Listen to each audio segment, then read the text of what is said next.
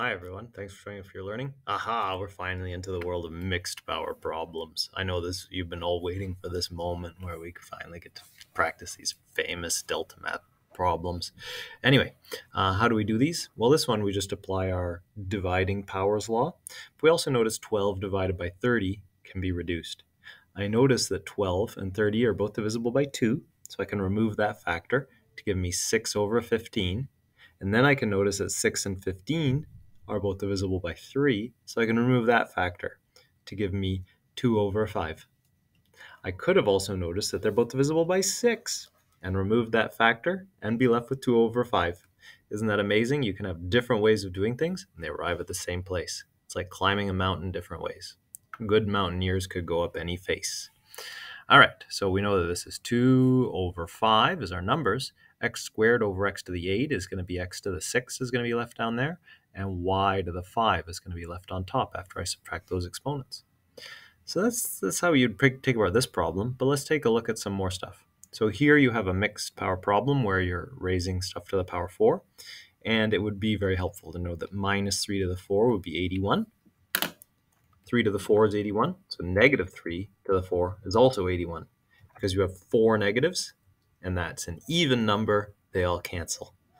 Okay, so then x to the 3 times 4 is 12. Oops, that should be an exponent. And then y to the 16, because 4 times 4 is 16. So you do those. This one we've already seen. That's going to be 3 over xy. That one is going to be 32 x to the 10, y to the 5. And this one, we haven't seen this type yet. So here, multiply the numbers. 5 times negative 7 is minus 35. X squared times x to the 3 is x to the 5, because I add the exponents. So x to the 2 times x to the 3 is x to the 2 plus 3. And then y to the 4 plus 1 is y to the 5. Notice it's 4 plus the invisible 1 there, because y is just y to the 1. Okay. These ones I need to show you. Okay, so you're going to encounter these ones. They're not really part of our unit, but you want to know how to do them anyway. And you might be saying, Mr. Jennings, I don't want to know how to do them. You may be saying that, but you do want to know how to do them. You just don't know it yet. So here we go. Write them out. All right, so write them out because these require you to draw on your quadratics knowledge. So 2x squared plus y to the 4, all raised to the power 2. Okay, here we have to do a binomial times a binomial expansion. So 2x squared plus y to the 4 multiplied by 2x squared plus y to the 4. Okay, and then we FOIL.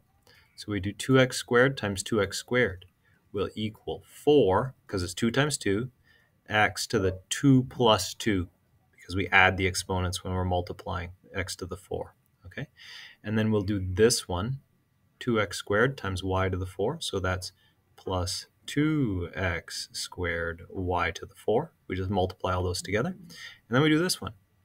That's also 2x squared y to the 4. And then we do y to the 4 times y to the 4. That's plus y to the 4 plus 4, which is y to the 8. And then we can combine these terms in the middle to give us 4x to the 4 plus 4x squared y to the 4 plus y to the 8.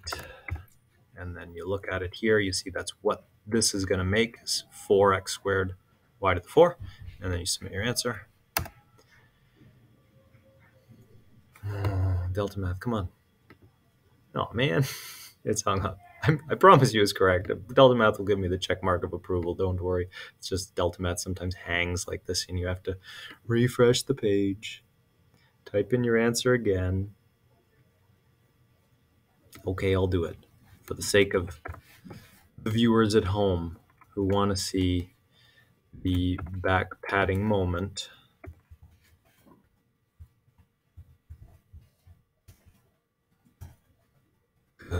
Good job. Excellent. Well done. And don't forget that important step. It's good to feel good when you get these questions right. So definitely do that.